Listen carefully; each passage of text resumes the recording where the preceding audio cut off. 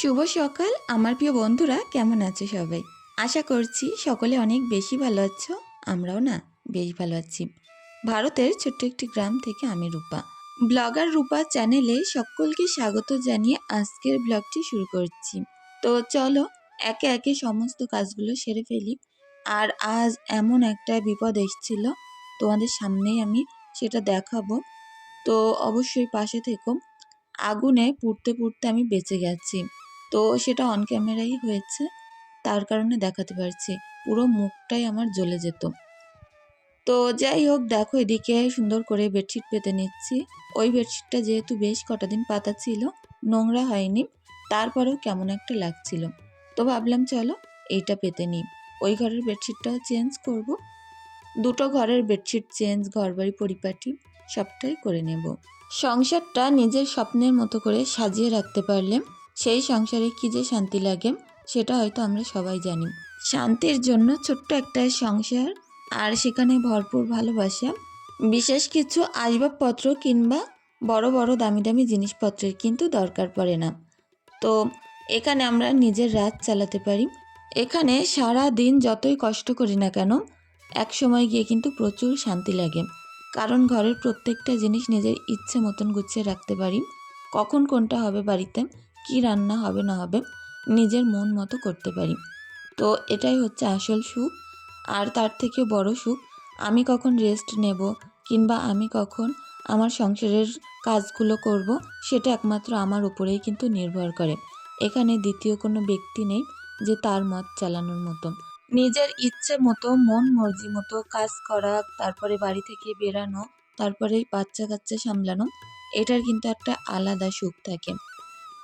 তো যাই হোক, দেখো এখানে ফ্লাওয়ার ভাস আর আমার যে ফুলগুলো আছে একসঙ্গে পরিষ্কার করে নিলাম। অনেক দিন পরিষ্কার করা হয় না।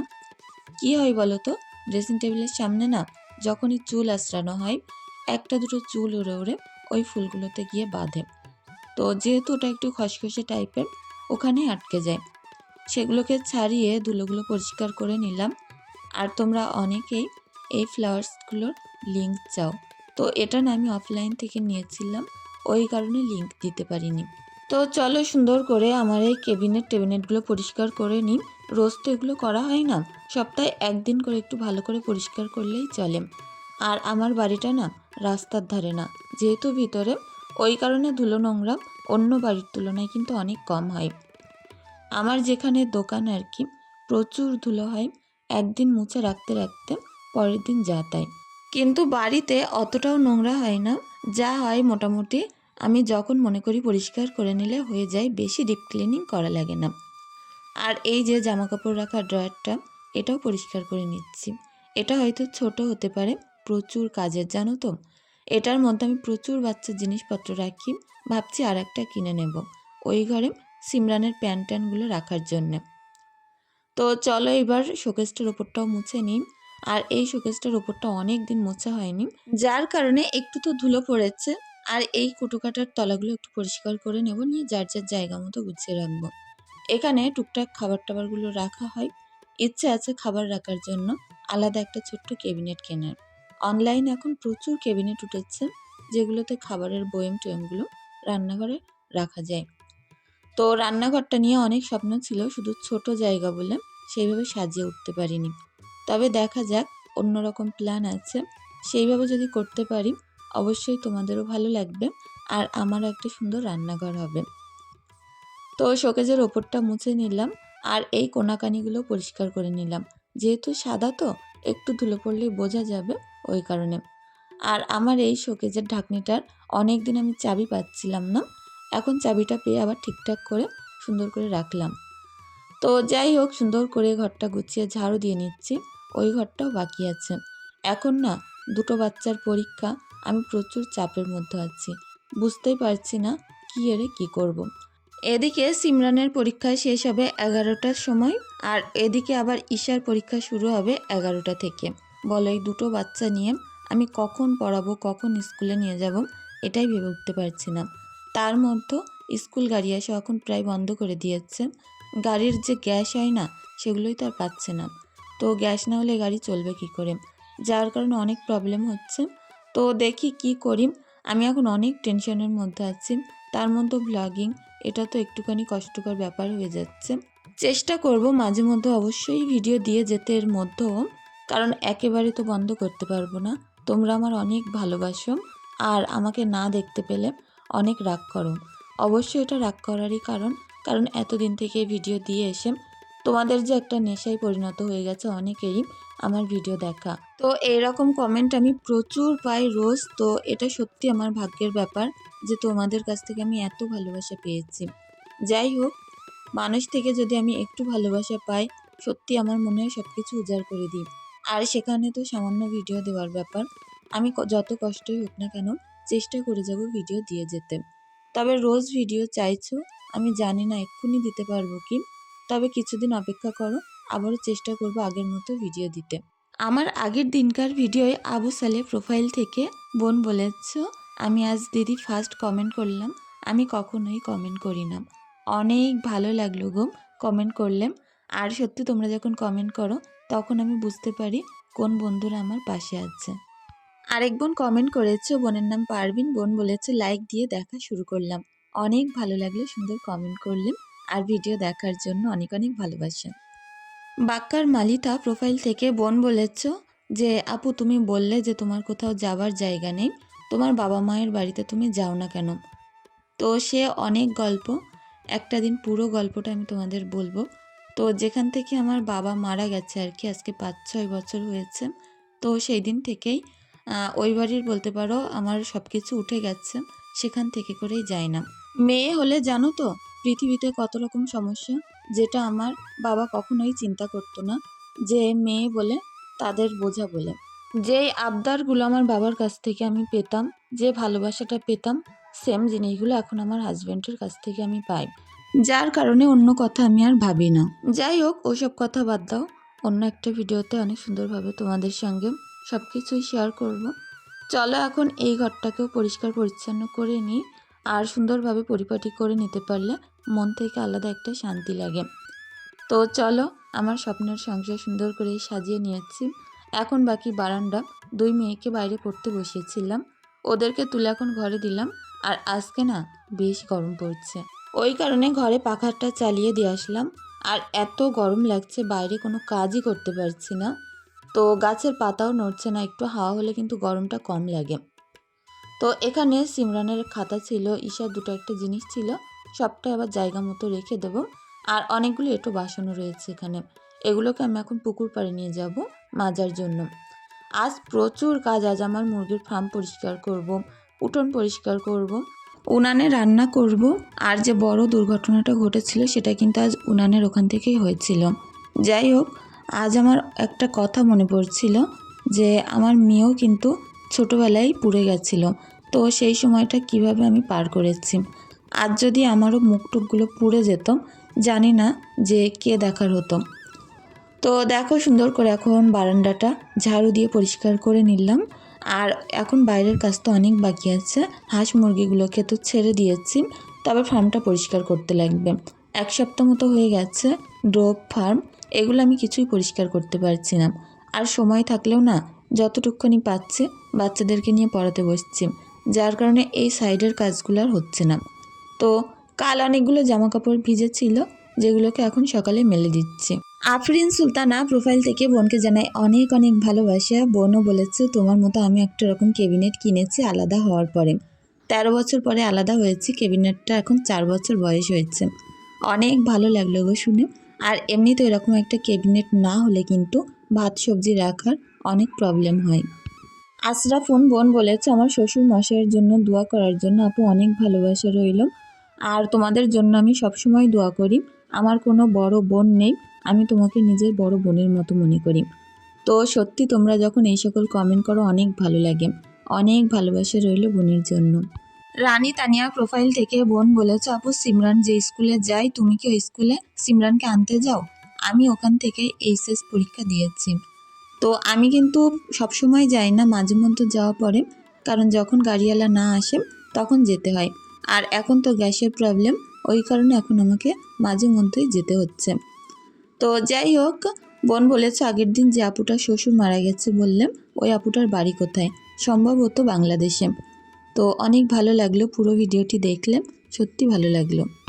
ফুলমণি বোনকে জানাই অনেক অনেক ভালোবাসা, সবসময় এইভাবেই পাশে থেকো, আমি যেন তোমার পাশে পাই সেটাই কামনা করি। অনেক ভালো থেকো। এমডি আবিদ প্রোফাইল থেকে বোন বলেছ, আমার দেখা একজন অসাধারণ গৃহিণী তুমি, একজন প্রকৃত মা আর একজন প্রকৃত স্ত্রী, দায়িত্ববান মেয়ে তুমি, রূপবতী তুমি, গুণবতী। বোন আরও বলেছ, আল্লাহ তোমাকে সুস্থ অবস্থায় নেক হায়াত দান করুক, তুমি আমাদের নারী সমাজের নক্ষত্র। অনেক ধন্যবাদ, অনেক অনেক ভালোবাসা এত সুন্দর কথা লেখার জন্য। আর সত্যি না, তোমরা যখন আমাকে মন থেকে একটু ভালোবাসো গো, এরকম সুন্দর সুন্দর কমেন্ট করো, বিশেষ করে অনেক সুন্দর সুন্দর দোয়া করো, সত্যি না তখন আমার অনেক ভালো লাগে যে পৃথিবীকে থেকে যাওয়ার সময় সবার এই দোয়া আর ভালোবাসাগুলোই কিন্তু আমার কাজে লাগবে। তো অনেক ভালো থেকো গো, তোমার জন্য অনেক অনেক দোয়া ভালোবাসা রইল। শাইনিং হীরা প্রোফাইল থেকে বোন বলেছ, অনেক ভালো লাগলো গো আপু, পুরো ভিডিওটি লাইক দিয়ে দেখে নিলাম। অনেক অনেক ভালোবাসা রইল বোনের জন্য। সফিউর রহমান প্রোফাইল থেকে বোন বলেছ, শুরু থেকে শেষ অবধি পাশেই রইলাম। অনেক ধন্যবাদ, অনেক অনেক ভালোবাসা। ইসলামিক ক্লিপ প্রোফাইল থেকে বোন বলেছ, আমার বাচ্চারা বলে রূপা আন্টির মতো তুমি অত কাজ করতে পারবে না, সে সারাদিন কত পরিশ্রম করে। আর বোনের বাচ্চারা সিমরান ঈশাকে অনেক পছন্দ করে, বোন এটা বলেছ। তো আমার সেই বোনের বাচ্চাদেরকে বলি, তোমার মাও অনেক কাজ করতে পারে, কারণ দেখো প্রত্যেকটা মাই কিন্তু একই রকমভাবেই পরিশ্রম করে সংসারটাকে দাঁড় করিয়ে রাখে। অনেক দোয়া ভালোবাসা রইল বোনের বাচ্চাদের জন্য। অনেক ভালো থেকো, পড়াশুনো করো আর অনেক দূরে এগিয়ে যাও। নাজির আলী প্রোফাইল থেকে বোন বলেছ যে আপু তুমি কি মাধ্যমিক পরীক্ষা দিয়েছো, বলো প্লিজ প্লিজ প্লিজ। হ্যাঁ, আমি মাধ্যমিক পরীক্ষা দিয়েছিলাম, আর আমি কিন্তু মাধ্যমিক পরীক্ষা দিয়েছি বিয়ের পরে। যাই হোক, আমার নাম্বারও বেশ ভালো এসেছিল। ডিএলএস আবিদ প্রোফাইল থেকে বোন বলেছ, আপু তোমার ওই মিসকেটটার দাম কত নিয়েছে? তোমারটার পাল্লা আছে, আমারটার পাল্লা নেই। তো আমার এই মিসকেটটা আমি যদি পুরোপুরি রং টং করিয়ে কমপ্লিট করিয়ে নিতাম তাহলে বলেছিল 4,500 টাকা, আর আমি যেহেতু রং করিয়ে নিইনি, বাড়িতে এনেই করব, ওই কারণে 3,000 টাকা পড়েছে। আর এদিকে দেখো সমস্ত কাজ করে ফার্মটা অফ ক্যামেরায় পরিষ্কার করলাম, কারণ ভিডিওটা না অনেক বড় হয়ে যেত। তো সুন্দর করে মুরগিদের একটা খাপ করে দিয়েছি ওই পাশটায় ইট দিয়ে, আর এই পাশটাই পুরো পরিষ্কার করে রেখেছি, এদিকটায় ছোট মুরগি টুরগিগুলো থাকবে আর কি। তো একটু বড় ফার্ম, কষ্ট করে পরিষ্কার করতে লাগে, তারপরেও করে নিলাম। ফার্মটা পরিষ্কার করে নিয়ে আমি এখন সুন্দর করে কাঁচা ধোয়াটা করে নিলাম, যে বেডশিটটা তুলেছিলাম এটাই পরিষ্কার করে দিলাম। তো চলো সুন্দর করে এগুলোকে মেলে দিই। মিনুফা লাইফস্টাইল থেকে আমার যে নতুন বন্ধু, অনেক সুন্দর সুন্দর কমেন্ট করো, রোজ ভিডিও দেখো, বোনকেও জানাই অনেক অনেক ভালোবাসা। তানিশাস ব্লগ প্রোফাইল থেকে বোন বলেছ, তুমি অনেক সংসারী মেয়ে, আর তোমার কাছ থেকে আমরা রোজ শিখি কিভাবে সংসার করতে হয়। তো যাই হোক, অনেক ভালো লাগলো, অনেক সুন্দর সুন্দর সবাই কমেন্ট করলেন, তোমাদের জন্য আমার আন্তরিক অনেক অনেক ভালোবাসা, দোয়া রইল, সকলে অনেক ভালো থেকো। আর বলছিলাম না, আজকে যে দুর্ঘটনাটা ঘটেছে, এরকম আগুন না হুপ করে বেরিয়ে আমার পুরো মুখটাই লেগেছে, একদম মোটে বন্ধই করতে পারছিলাম না। প্রথম চান্সে তো ঠিক ছিল, আমি তো এই সময় দেখছিলাম, পাশে বসেছিলাম, তো একটু দূরে সরে গেছিলাম, কিন্তু একটা সময় গিয়ে আমি কিন্তু কাছে এসে নিজের আপন মনে উনানে জাল দিচ্ছিলাম। ওই মুহূর্তে হাওয়া ঢুকে পাইপ দিয়ে সমস্ত আগুন আমার মুখে এসে পুরো হাত আর মুখ আমার যে কতক্ষণ জ্বলে গেছে কি বলবো। শুধু আমার মুখ, কপাল, ভুরু এইগুলো যে পুড়ে যায়নি এটাই কপালের জোর। তো যাই হোক, দেখো এদিকে রান্নাটাও বসিয়ে দিলাম, আর আমি যেহেতু নারকেল পাতা দিয়ে জাল দিচ্ছি, এতে কিন্তু প্রচুর আগুন হয়। তো নারকেল পাতা যেমন বারবার জাল ঠেলে দিতে হয়, তেমন কিন্তু অনেক তাড়াতাড়ি রান্না শেষ হয়ে যায়। তো দেখো সুন্দর করে মশলা কষিয়ে পেঁয়াজ, আদা, রসুন, তারপরে নুন, হলুদ, লঙ্কার গুঁড়ো এগুলো দিলাম, আর একটু সবজি মশলা দিলাম সানরাইজের। তারপরে কিছুটা পটল আলু দিয়ে মাছের ঝোল বানাবো। অল্প কটাই পটল ছিল, 3-4টে মতো, সেগুলোই বসিয়েছি। এদিকে উনুনটা সুন্দর জ্বলছিল, আর সুন্দরভাবে আমি এখন সবজিটা নেড়ে দিচ্ছিলাম। তো যেহেতু কষিয়ে নিচ্ছিলাম, তো ওই কারণে কিন্তু পুরো তেল বেরিয়ে এসছে। আর আস্তে আস্তে করে একটু ভাজা ভাজা করে নিয়ে এবার ডাঁটাগুলো তুলে দিলাম। বললাম না, আজকে কোনো রকমই বাড়ি সবজি ছিল না, ওই যা 2-4টে হাতের কাছে পেয়েছি সেগুলো দিয়ে রান্না বসিয়ে দিয়েছি। কিছু কিছু দিন সব কিছু কিন্তু বাড়িতে থাকে না, সেই দিনগুলো একটু মানিয়ে নিতে পারলে আমাদের সংসারটা অনেক সুখের হয়। আর এই সময়টায় দেখো আগুন এত জোরে ছুটে এসে মুখে লেগেছে, আমার পুরো মুখ হাত জ্বলে যাচ্ছিল। তো অনেক কষ্ট হচ্ছিল সেই সময়টায়। আর হুপ করে যেরকমভাবে আগুন বেরিয়ে মুখে লাগবে, হাতে লাগবে, আমি নিজেও বুঝতে পারিনি। তো এটা হওয়ার পরে আমি আবারও হাতে মুখে পানি দিয়ে এসে একটুখানি দূরে এসে বসলাম। আর কখন যেরকম হাওয়া হয় মুখে আগুন লাগে তার তো ঠিক নেই, ওই কারণে সরে বসলাম। তো উল্টোপাল্টা হাওয়া হচ্ছে বলেই কিন্তু এরকম হচ্ছে।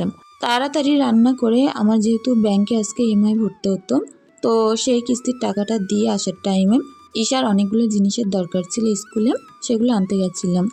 তো আসার সময় দুজনের জন্য দুটো ললিপপ, পান্ডা ললিপপ আর একটা ফিটার খাবার, এগুলো আনলাম। আর ঈশার যেহেতু একটা পিসবোর্ডের দরকার ছিল, ওই কারণে এই যে পিসবোর্ড নিলাম একটা, একদম সুন্দর প্লাস্টিক নিয়েছি। আর এক প্যাকেট বিস্কুট নিয়েছি। একটা পানির বোতলের দরকার ছিল, স্কুল থেকে বারবার করে বলে দিয়েছে কোনো বাচ্চাদের যেন প্লাস্টিকের বোতলে খাবার কিংবা পানি না দেওয়া হয়। আর ঈশার বাড়ি পড়া একটা চটি নিয়েছি। আর এই যে মিল্টনের বোতলটা নিয়েছি, অনেক সুন্দর, এটা কিন্তু পিঙ্ক না, হালকা পার্পেল কালার টাইপের ছিল। তো চলো বন্ধুরা, আজকের ভিডিওটি এখানেই শেষ করছি। সকলে অনেক ভালো থেকো, সুস্থ থেকো, ধন্যবাদ।